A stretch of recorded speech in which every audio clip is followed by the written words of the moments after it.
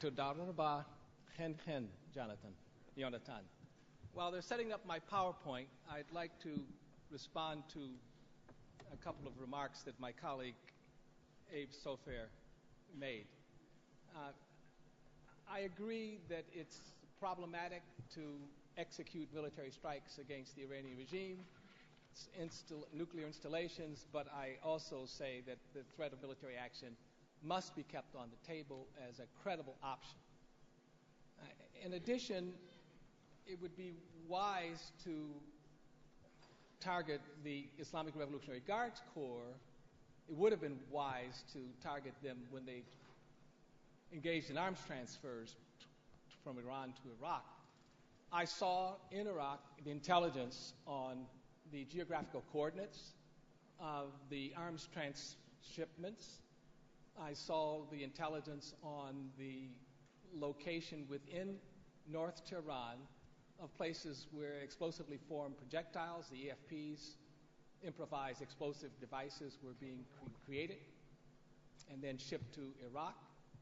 And at that time, the United States had a war machine in Iraq and could have taken effective action against the Islamic Revolutionary Guards Corps.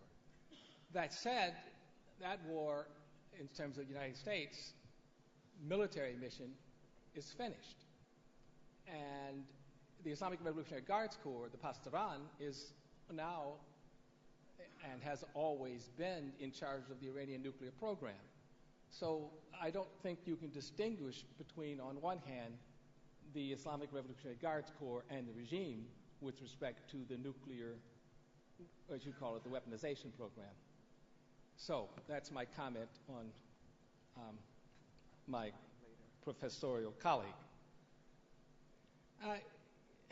Let me now go into my program, Delaying a Nuclear-Armed or Nuclear-Capable Iran. I spoke here in 2006, and at the time I heard from either Boaz Ganur or Jonathan Davis that they had a choice between becoming a terrorist or a counter-terrorist. And if you were a counter-terrorist, you could stay at the Hotel Sharon and speak to beautiful, clever people like you. But if you were a terrorist, you'd have to live in a cave and maybe be like rescued by Saddam Hussein or subjected to a drone attack as Osama bin Laden was. So I chose to be a counter-terrorist. Was it you, Boaz? Was it you, Jonathan, who said that, or was it Boaz? Boaz said it. Okay. F5, huh? Yeah. Oh, good. Excellent. Okay. This is the outline of my presentation. I will spend most of my time on the intelligence that would be part of what I call a geography or a triangle of influence with respect to how to accomplish this goal of delaying a nuclear-armed or nuclear-capable Iran. Here's the triangle. At the base of the triangle, you have intelligence. And the assumption is that talks would be furthered. That is to say, Iran is more likely to be coerced in the negotiations with the permanent 5 members of Security Council plus Germany if reinforced by intelligence that was all-source intelligence, not just intelligence from states, but intelligence from non-state actors as well. And that the sanctions would have a greater impact if they also were reinforced by state-based as well as non-state intelligence. Now, when I was in Iraq, I saw the intelligence coming in about the Iranian regime's shipments of arms from Iran because an Iranian opposition group called the Mujahideen al-Khalq, MEK, showed me this intelligence. I saw the intelligence on how the Islamic Revolutionary Guards Corps besieging forces had kidnapped individuals and held them in Arbil and various other places in Iraq, and some of this intelligence was used to save American lives. In fact, much of that intelligence was used. And this intelligence came from a group called the Mujahideen al-Haq, as I mentioned. This was the first book that the Iran Policy Committee wrote, appeasing the Ayatollahs and suppressing democracies. And I've been studying and watching this group since 1981 when I was on the National Security Council staff in the Reagan-Bush administration. Why? Because this group put 500,000 people on the streets of Tehran in 1981 at a time in which the Ayatollah Khomeini and his clerics began to consolidate their power in Iran.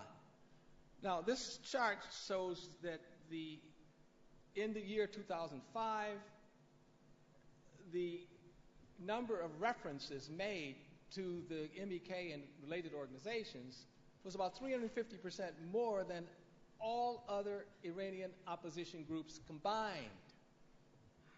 So in effect, the Iranian regime was paying a great deal of attention to this particular group.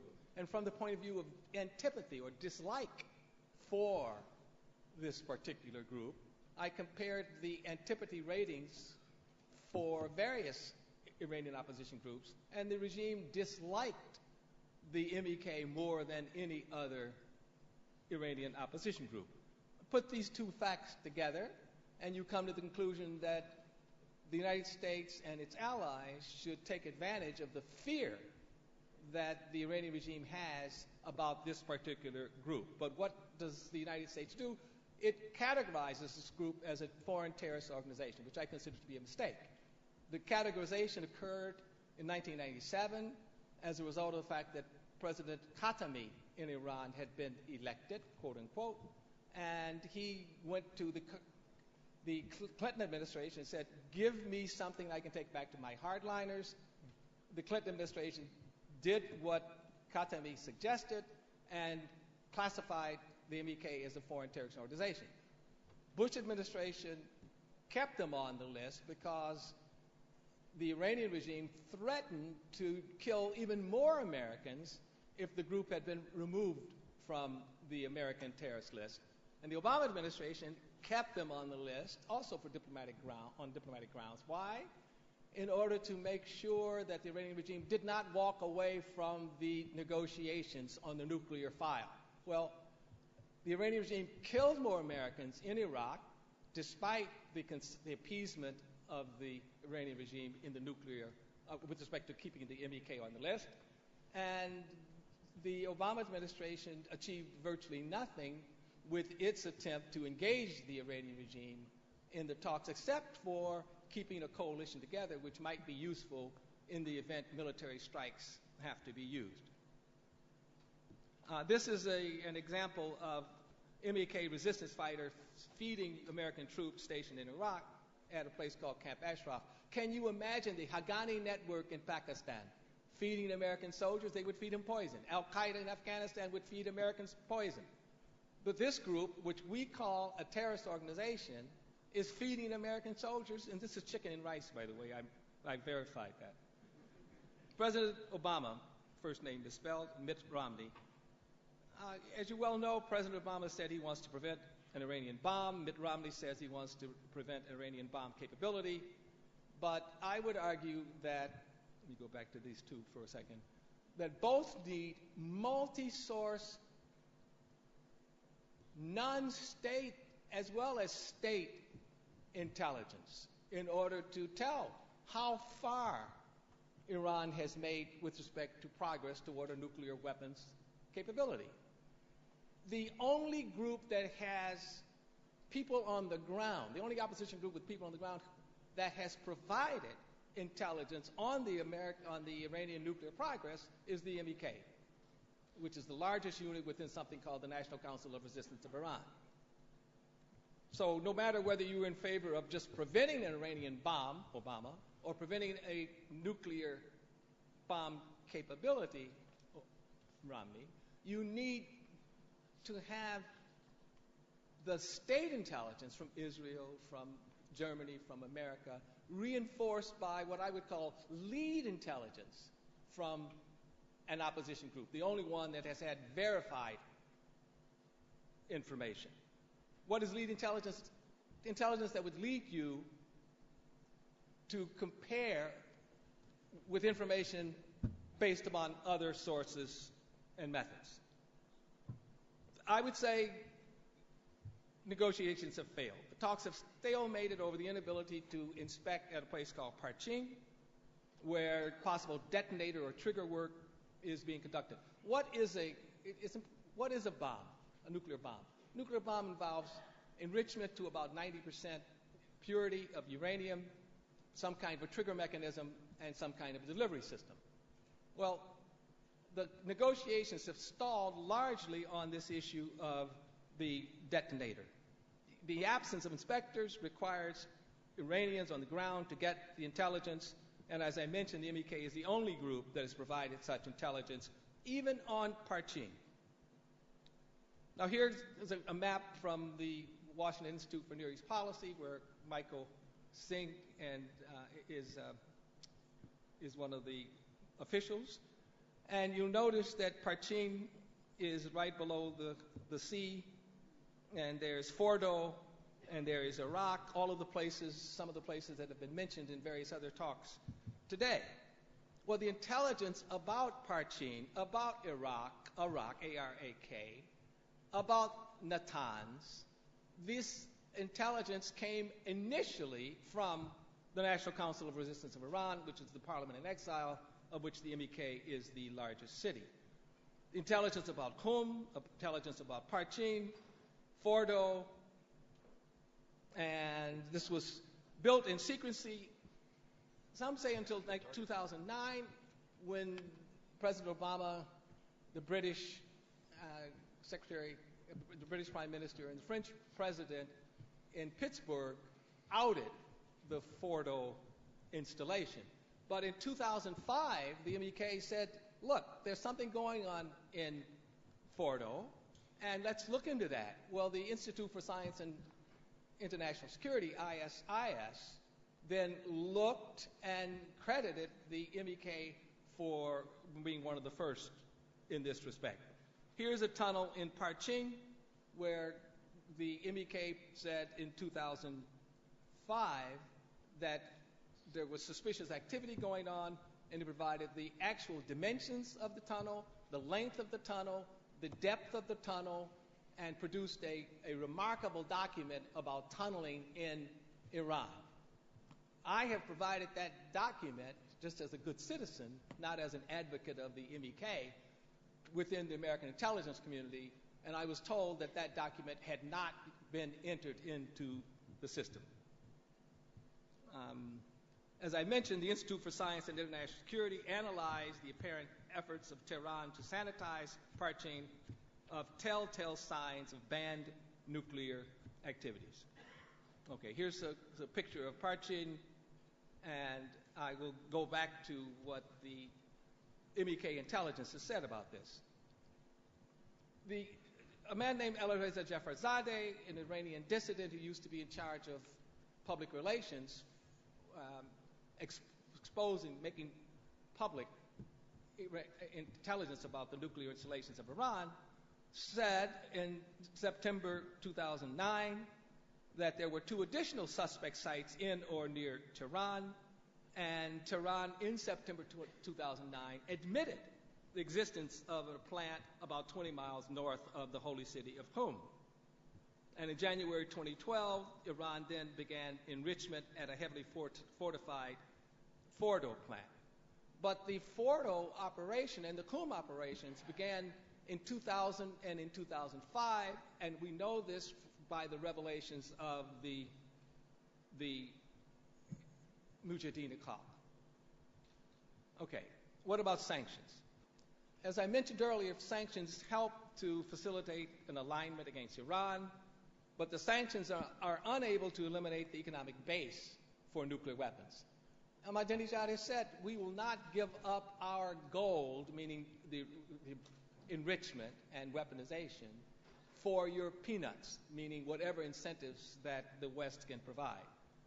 Sanctions also require military action when the sanctions have not successfully eliminated the economic base for weaponization.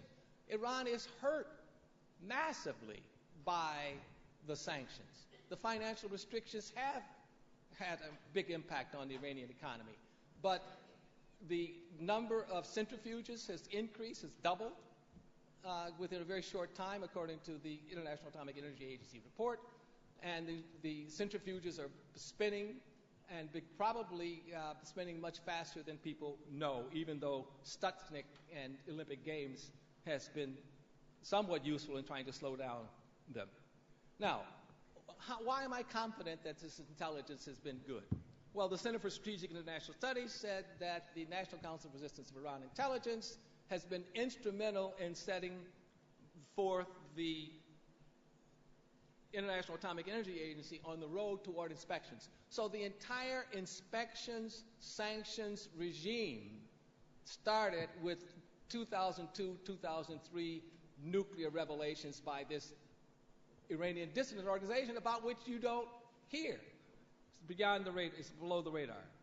The Institute for Science and International Security confirmed the National Council of Resistance of Iran revelations. Again, the existence of this facility in Iraq, where heavy water is being used as a means of developing plutonium, an alternative means of getting the bomb. And this was first revealed publicly by an Iranian opposition group, the NCRI, in August 2002. Lavazan Shian, the ISIS, again, saying this site first came to public attention in May of 2003 when an Iranian opposition group, the National Council of Resistance of Iran, announced the site. So I give a list of the various sites that the NCRI has revealed and how they've been validated by independent think tanks. Now you say, well, Tanter, if you say this, why doesn't the U.S. government admit it? Well, the U.S. government is a funny place. I've spoken with people, I've briefed the Director of National Intelligence, I've briefed the people at DIA, and they say, look, we don't like this group because it reveals things about what the Iranian regime is doing that we already know, and once the group makes the revelations public, the regime takes corrective actions, and then we have a hard time monitoring the group. And I said, why in the heck, don't you then get the information directly from the group and work out a deal where you said, well, that's not allowed because they're members of their foreign terrorist organization and the State Department doesn't want us to talk to this group. I said, well, look, this doesn't make any sense to me. Well, I'm not in the government now, so I can speak freely. This is Natanz, the group. This is Natanz in June of 2012. This was revealed by the NCRI in 2002. This is the image of Natanz in 2002. That was the basis of the revelation. Iraq, again, revealed by the NCRI and confirmed by the Institute for Science and International Security, and ditto for Lavazan Shian. Okay. Now, I will skip to my conclusion. What I'm considering to be validated intelligence is beginning to dry up. The IAEA report has come out and not confirmed, but taken off on some of the early revelations. But the revelations have begun to, by the NCRI, these revelations have begun to slow down because the group is now under siege in Iraq, and it spends most of its time trying to, in effect, get out of jail because it's been jailed by the U.S. Iraqi jailers.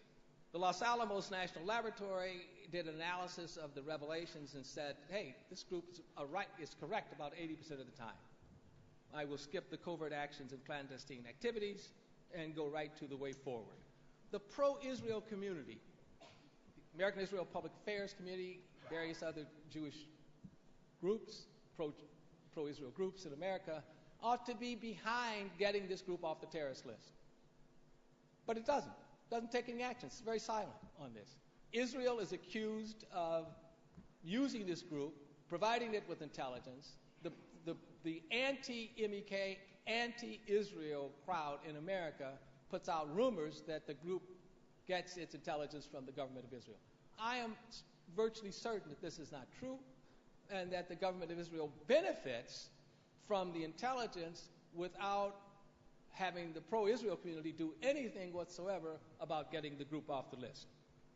Facilitate resettlement of the MEK members who are languishing in Iraq. If this group is destroyed, then the intelligence for the future disappears. And enhance the intelligence by empowering the Iranian resistance without arming them, without financing them, but empowering them at least at a minimum with rhetoric. The opportunity to come to speak before you is an occasion for which I'm most grateful, and I hope to return again in the near future. Thank you very much.